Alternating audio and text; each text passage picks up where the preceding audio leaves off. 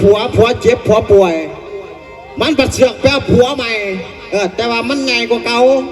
แต่ว่ากูไทยเนี่ยค่อยน้อยแต่ว่าคอยในเชื่อว่าคำเดียวก็มันอีแม่มันยังกูเชื่อกับมึง2-3คำเด้อทำกันกูชิเมื่อก่อนเมื่อด้วยตัวเนื้อหนาใหม่เด้อที่โถเพื่อสิกำจัดเสียงน้ำออกจากหัวใจใดนี่ใครนี่นะหาสู้กินสู้อยากแต่หลายปีไรฝากกับบุเคยพิษเคยเงินจะเถื่อมันคอยห้างคอยมีนะมันมานั่งตามนั่งหาอยู่เด่นมีปัญญาเลี้ยงลูกเลี้ยงเต่ายังกระยาพี่น้อง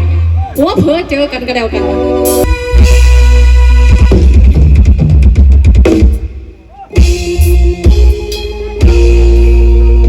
พี่น้องเอ๋ยเป็นแต่สงสารหน้าย้ายต้องสาเอานีสาแดวไฟนันตีบวบซ้ำลำปื้อไปทั่วโตบัดนี้งูมาทั้งปีสีกำฝ่ายอยู่ไทยสาแดวใจห่วงน้ำมันดาผู้ห่างเงินไก่บ้านย่านในเด้ทั้งไปย่านใจดำตีทั้งยาสาแดว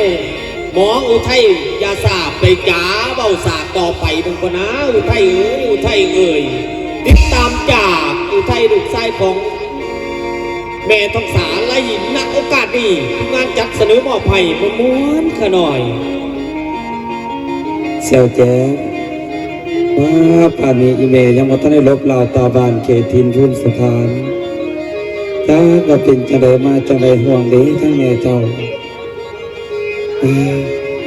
ในใจคิดห่วงอีเมย์จะเป็นจังไดว่าจังไดจักตายจักหายจักดีโอ้แม่ว่าจิตตัวใจโอเคนั่งผักจนกายอยู่เงิน3 บ้าน2ลงขนาด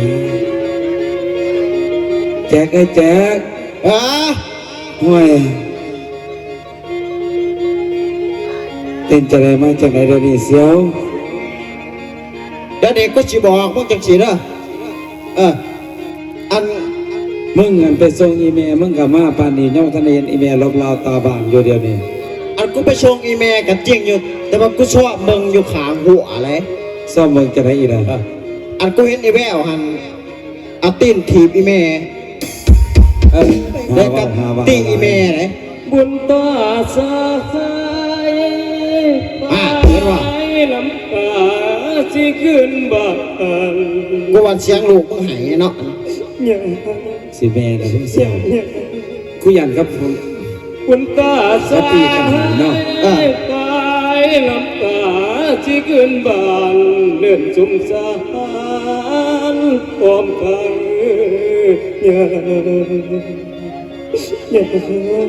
อย่าเจ็บหน่อยเลยไอ้เท้าเมื่อไหร่บอลาบวายยามเอ้ยพออยู่งานนอบานเจ้าไว้ทางหน่อยดีกว่าเสียวเสียงกูได้ไหมแววๆอยู่ผู้ว่าน้องจังหวะเด้อว่าลูกน้อย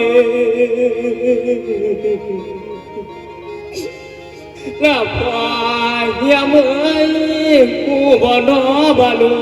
กน้อยย่อยยังกันกับเราสาลูกหลานอย่าห่วงหลาย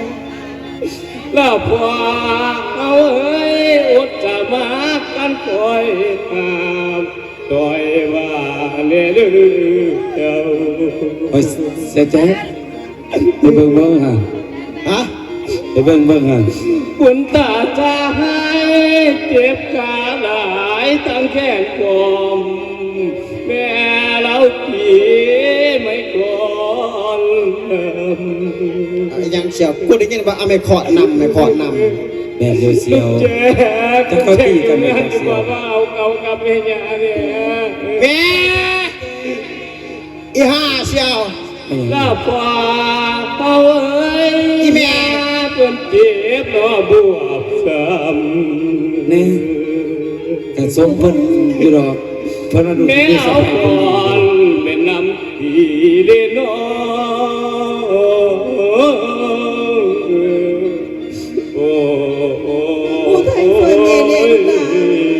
นี่โน่พอ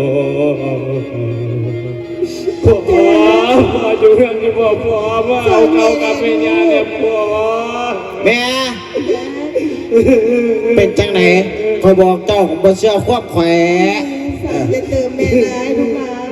ก็ว่าอย่าไปหาอีแววแม่แบบคนไทยฮะ แม่ก็คือ มันหายงูจงอางคนไหน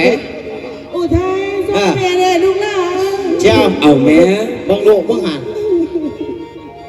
เอาเป็นแม่